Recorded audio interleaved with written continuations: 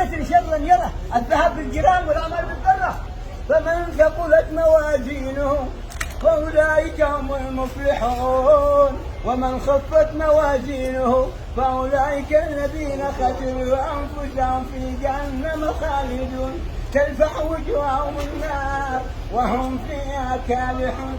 ألم تكن آياتي تتلى عليكم فكنتم بها تكذبون؟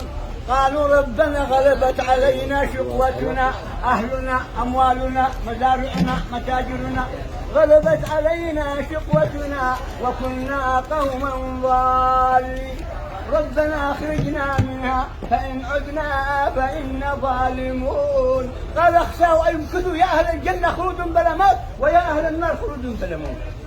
قال النبي عليه الصلاة والسلام إن لجهنم 70,000 زنا، مع كل زنام 70,000 ملك يجرونها.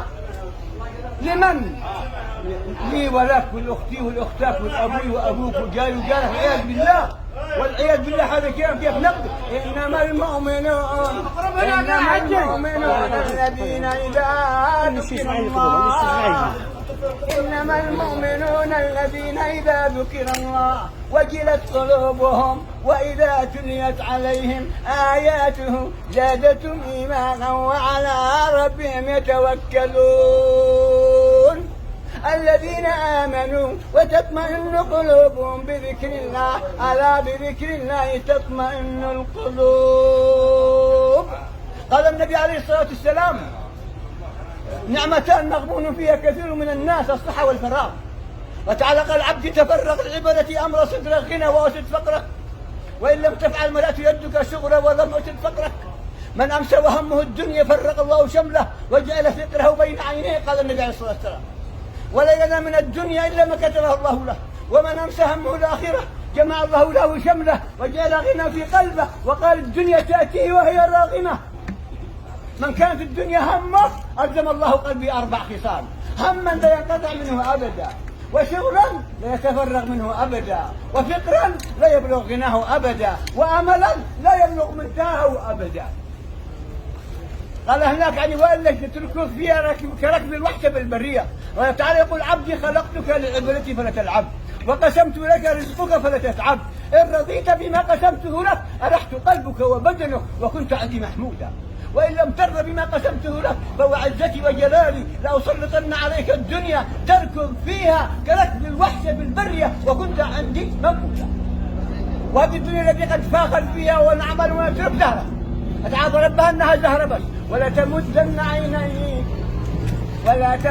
عينيك إلى ما متعنا به أزواجا منهم زهرة الحياة الزهرة. وهذه النبات تجري من هذه الزهرة 3 أيام 4 أيام المحلات. ولا تمدن عينيك إلى ما متعنا به أزواجا منهم زهرة الحياة الدنيا لنفتنهم فيه ورزق ربك خير وأبقى. وأمر أهلك بالصلاة واصطبر عليها لا نسألك رزقا نحن نرزقك. قال أحد الصحابة إن الدنيا قد ولت حبة مع باقي منها إلا صبابة صبابة الإناء، وإنكم منتقلون لا دار ولا لها. قال النبي عليه الصلاة والسلام مثل الدنيا على الآخرة كمثل الدنيا يوضع أصبعه باليم بماذا يرجع بلد. هذا الكلام نقتنم هذه الفرصة، هذه الساعة يعني حتى المغيب، لأنها فرصة قد مشينا، يعني قد وعظونا الناس كثير بهذه ما شاء الله، بهذه يعني المواعظ، بهذه المشاعر. هذا اليوم أفضل يوم، هذا اليوم حبيب الكرام نمشي يعني إذا قالوا لنا المشرفين نخرج بالذكر حتى تغاب، وكذلك أينما كنا ونحن بالذكر. قال النبي عليه الصلاة والسلام ما من ساعة تمر على ابن آدم لم يذكر الله فيها إلا كانت عليه حسرة وندامة يوم القيامة. الحرب الذكر جهاد. النبي عليه الصلاة والسلام قال هل أدلكم بخير أعمالكم وأزكاها عند مليككم وأرفعها في درجاتكم وخير لكم من إنفاق الذهب والفضة وخير لكم من أن تلقوا عدوكم فتضربوا أعناقهم ويضربوا أعناقكم. قالوا بلى يا رسول الله. قال ذكر الله. أفمن شرح الله صدره الإسلام فهو على نور من ربه فويل للقاسية قلوبهم من ذكر الله. أخوف آية في القرآن فمن يعمل مثقال ذرة خيرا يره ومن يعمل مثقال ذرة شرا يره. قال النبي عليه الصلاة والسلام: ما منكم من أحد إلا سيكلمه الله ليس بينه وبينه ترجمان، فينظر إلى أيمن منه فلا يرى إلا النار تلقاء وجهه، فينظر إلى أيمن منه فلا يرى إلا ما قدم، وينظر إلى أشأم منه فلا يرى إلا ما قدم. قال يعني وينظر إلى ما بين يديه فلا يرى إلا النار. اتقوا النار ولو بشق تمرة. جاء رجل يقول: يا رسول الله دلني على دعاء أدعو به.